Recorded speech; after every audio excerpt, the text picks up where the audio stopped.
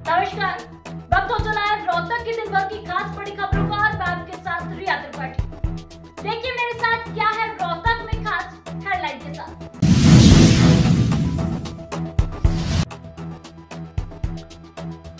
पूर्व मुख्यमंत्री भूपेंद्र सिंह हुड्डा ने मनु भाकर के कांस्य पदक जीतने पर मनु भाकर को मेडल जीतने की बधाई देते हुए कहा कि मनु भाकर पिस्टल शूटिंग की एक अच्छी खिलाड़ी हैं। इससे पहले भी कई प्रतियोगिताओं में मेडल जीत चुकी हैं। जाने से पहले मुझसे मिलकर गई थी। उन्होंने मुझसे कहा था कि दादाजी इस बार मैं मेडल जीत कर जरूर लाऊंगी। मनु भाकर के अभी भी और इवेंट बाकी हैं और हमारे हरियाणा के और भी खिलाड़ी ओलंपिक में गए हुए हैं। हमें उम्मीद है कि बेहतर प्रदर्शन उनके द्वारा किया जाएगा। हरियाणा सरकार की खेल नीति को लेकर भी सवाल उठाते हुए कहा कि हरियाणा सरकार को खिलाड़ियों को बढ़ावा देना चाहिए। हमारी सरकार में स्कूल लेवल से स्पेट स्कीम शुरू की थी। हमारी सरकार प्रदेश में आने पर फिर से पदक लाओ पद पाओ की नीति शुरू की जाएगी। हरियाणा को खेलो इंडिया का बजट 3% मिलने पर कहा कि हमारी खिलाड़ी ज्यादा हैं। हमारे समय में कॉमनवेल्थ में देश में 38 मेडल आए थे, हरियाणा के 22 मेडल थे। वहीं ओलंपिक में 6 मेडल आए, हरियाणा के 4 मेडल मिले थे। देश का नाम रोशन होना चाहिए। हरियाणा को खेलो इंडिया का बजट कम मिलने का कारण सरकार की गलत नीति को बताया। वहीं विधानसभा चुनाव को लेकर कांग्रेस की तरफ से शुरू की हरियाणा मांगे हिसाब को लेकर उन्होंने बीजेपी पर निशाना साधा। उन्होंने कहा कि बीजेपी के पास अपने काम गिनवाने के लिए नहीं है, वो हमारे काम गिनवा रहे हैं।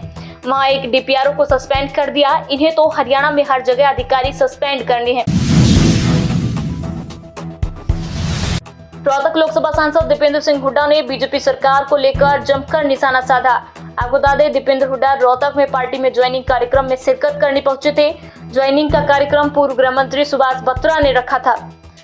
कई लोगों ने बीजेपी छोड़कर कांग्रेस में दीपेंद्र सिंह हुड्डा की अगुवाई में शामिल हुए। दीपेंद्र सिंह हुड्डा ने कांग्रेस में शामिल होने पर उन्हें बधाई दी और पार्टी में पूरा मान सम्मान देने की बात कही।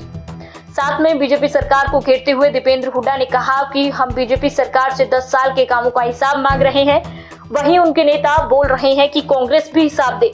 हम अपने कामों का हिसाब देने को तैयार हैं। 2 दिन पहले ही मुख्यमंत्री नायब सिंह सैनी ने जिस प्रकार से फतेहाबाद में 10 काम गिनवाए, मगर इन 10 में से 7 काम कांग्रेस की सरकार के गिनवाए हैं। इस मामले में डीपीआरओ को सस्पेंड करना गलत है। डीपीआरओ ने तो जिले में हुए कामों की लिस्ट दी थी। इनको इतना समझ नहीं है कि सरकार में कौन से काम हुए हैं और कांग्रेस की सरकार में कौन से काम। बीजेपी की कार्यशैली यह है कि वह हमारे काम गिनवा रहे हैं। बीजेपी के स्थानीय नेता और पूर्व सहकारिता मंत्री मनीष ग्रोवर का नाम लिए बिना कहा कि कभी चुनाव नहीं लड़ने की बात कर रहे हैं, कभी चुनाव लड़ने की। जनता के बीच हार का डर दिखाई दे रहा है, इसलिए कभी कहते हैं कि चुनाव लड़ूं या ना लड़ूं, यह चलता रहेगा।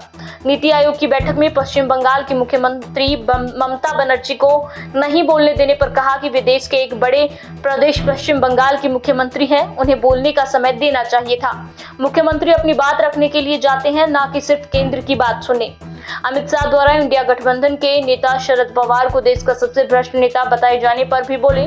पहले ये अजित पवार को भी सबसे भ्रष्ट कह रहे थे। बीजेपी में उन्हें जल्द शामिल कर लिया गया। एनएचएम कर्मचारियों के हड़ताल का 14 दिन आज, आगामी 4 दिन के लिए बढ़ाई हड़ताल बढ़ाने के मार्फत सिविल सर्जन को सौंपा ज्ञापन। एनएचएम कर्मचारियों का कहना कि अभी तो 4 दिन की हड़ताल बढ़ाई है, अगर आगे मांगे नहीं मानते हैं तो अनिश्चितकालीन हड़ताल हो सकती है। उन्होंने कहा कि सरकार हम पर दबाव बनाने का प्रयास कर रही है। हमारे खिलाफ इनडिसिप्लिन का लेटर निकाला जा रहा है, लेकिन हम सरकार को यह बताना चाहते हैं कि हम इन लेटरों से नहीं डरने वाले। हमारे हौसले बुलंद है और जब तक हमारी मांगे नहीं मानी जाती, हमारी हड़ताल जारी रहेगी। जिला प्रधान ने कहा कि हम तो उस वक्त भी नहीं डरे थे जब सस्पेंशन के लेटर निकाल दिए गए थे, तो यह तो इनडिसिप्लिन का लेटर है।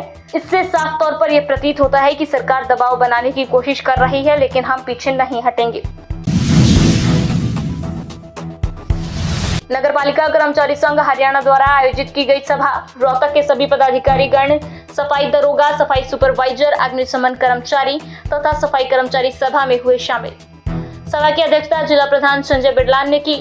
संजय बिडलान ने बताया कि नगर पालिका कर्मचारी संघ हरियाणा द्वारा हरियाणा सरकार के खिलाफ कर्मचारियों की मांगों को पूरा न करने के कारण 21 जुलाई को राज्य कन्वेंशन में आंदोलन का ऐलान किया गया था, जिसके एवज में आज आयुक्त नगर निगम रोहतक के माध्यम से सुभाषचंद्र शहरी स्थानीय निकाय मंत्री, हरियाणा सरकार अतिरिक्त मुख्य सचिव शहरी स्थानीय निकाय विभाग, हरियाणा सरकार में महानिदेशक शहरी स्थानीय निकाय हरियाणा सरकार को हड़ताल के लिए नोटिस दिया जाना है।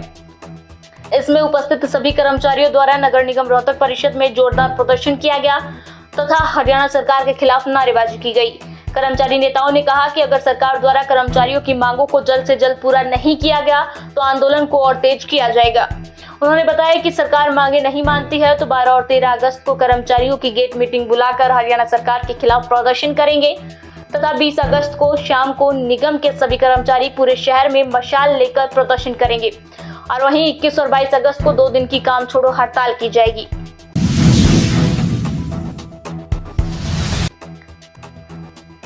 कपिल खन्ना बने राष्ट्रीय जन उद्योग व्यापार संगठन रोहतक के युवा जिला संयोजक। राष्ट्रीय जन उद्योग व्यापार संगठन के प्रदेश अध्यक्ष गुलशन डंग ने बताया कि हमारे युवा साथी कपिल खन्ना के व्यापारियों के प्रति निष्ठा और समाज के प्रति सेवा भावना को देखते हुए उन्हें राष्ट्रीय जन उद्योग व्यापार संगठन रोहतक का जिला युवा संयोजक बनाया गया है।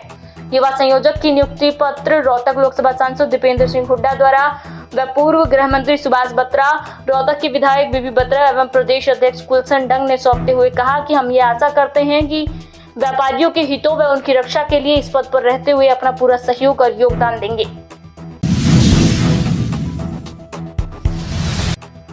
पेयजल की स्वच्छता के लिए 2 साल 11 महीने से लगातार चल रहा है मिशन। पेयजल की शुद्धता और पवित्रता के लिए सुनो नहरों की पुकार मिशन को बिना किसी ब्रेक के चलते हुए रोहतक में 2 साल 11 महीने हो चुके हैं। मिशन को लगातार बिना किसी ब्रेक होली, दिवाली, 26 जनवरी या 15 अगस्त या किसी भी छुट्टी के दिन नहीं रोका जाता। इस मिशन की शुरुआत सबसे पहले जाट कॉलेज की सहायक प्रोफेसर डॉक्टर जसमेर सिंह ने अकेले नहरों के पुलों पर खड़े होकर की थी। वहां लोगों को जागरूक करने का बीड़ा उठा रहे थे। कई दिन अकेले रहकर यह कार्य किया। कई लोगों की उल्टी सीधी बातें भी सुननी पड़ी। फिर भी सुबह और शाम दोनों टाइम नहरों के पुल पर जाकर खड़े हुए और लोगों को समझाने का प्रयास किया कि आस्था या अंधविश्वास के चलते पेयजल को प्रदूषित ना करें। कई लोगों ने इनकी सराहना भी की। इसके बाद सामाजिक सेवाओं से जुड़े कई प्रबुद्ध जन, शिक्षक, सरकारी कर्मचारी, सेवानिवृत्त कर्मचारी व अधिकारी और विद्यार्थी इस मिशन के साथ जुड़ गए। सावन के दूसरे सोमवार को हर हर महादेव के नारों से गूंजा शहर का हर शिवालय। हर हर महादेव के जयकारों संग किया जलाभिषेक। माता दरवाजा स्थित संकट मोचन मंदिर में ब्रह्मलीन गुरुमात साध्वी गायत्री के सानिध्य में सावन माह के दूसरे सोमवार को गदीन सीन साध्वी मानेश्वरी देवी ने भक्तों संग शिवालय पर श्रद्धा और उत्साह से जलाभिषेक और रुद्राभिषेक किया। शिव भक्तों ने शिवलिंग पर कच्चा दूध, धतूरा, भांग, दही, बादाम, गंगा जल, तुलसी व बेल के पत्तों व फल चढ़ाकर पूजा की। शिवालय बम बम बोले और हर हर महादेव के स्वरों से गूंज उठा।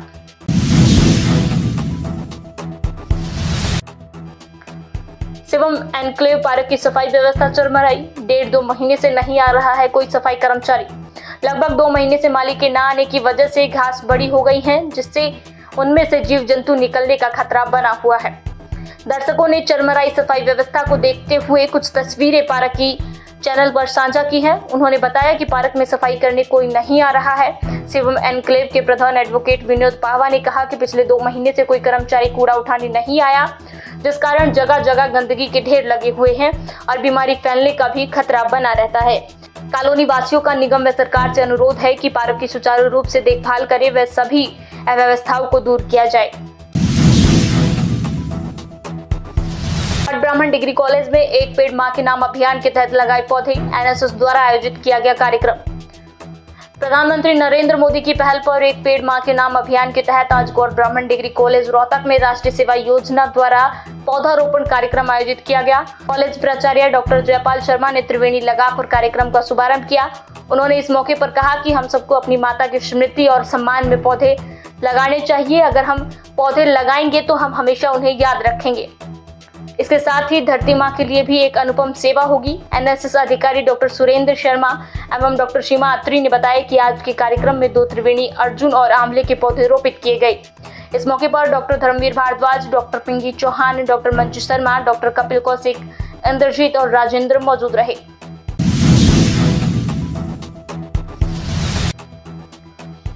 लोगों की हर शिकायत के निदान के लिए आयोजित किए जा रहे हैं समाधान शिविर। सोमवार को समाधान शिविर में प्राप्त हुई 86 शिकायतें, ज्यादातर का मौके पर ही किया गया निपटारा। अतिरिक्त उपायुक्त वैशाली सिंह ने समाधान शिविर में अधिकारियों को निर्देश दिए कि वे शिविर में आने वाली लोगों की समस्याओं का जल्द से जल्द निपटारा करें। सरकार द्वारा एक ही स्थान पर लोगों की शिकायतों के निदान के लिए ये समाधान शिविर की नई पहल की गई है। सोमवार को समाधान शिविर में 86 शिकायतें प्राप्त हुई, जिन्हें निपटारे के लिए संबंधित अधिकारियों को सौंपा गया। अतिरिक्त उपायुक्त वैशाली सिंह स्थानीय लघु सचिवालय स्थित सभागार में जिला परिषद के मुख्य कार्यकारी अधिकारी महेश कुमार, उप मंडलाधीश आशीष कुमार व विभिन्न अधिकारियों के साथ लोगों की शिकायतें सुन रही थी। उन्होंने कहा कि जिला प्रशासन द्वारा गत 10 जून से जिला व उपमंडल मुख्यालयों पर प्रति कार्य दिवस सुबह 9 से 11 बजे तक लोगों की शिकायतों के निपटारे के समाधान शिविर आयोजित किए जा रहे हैं।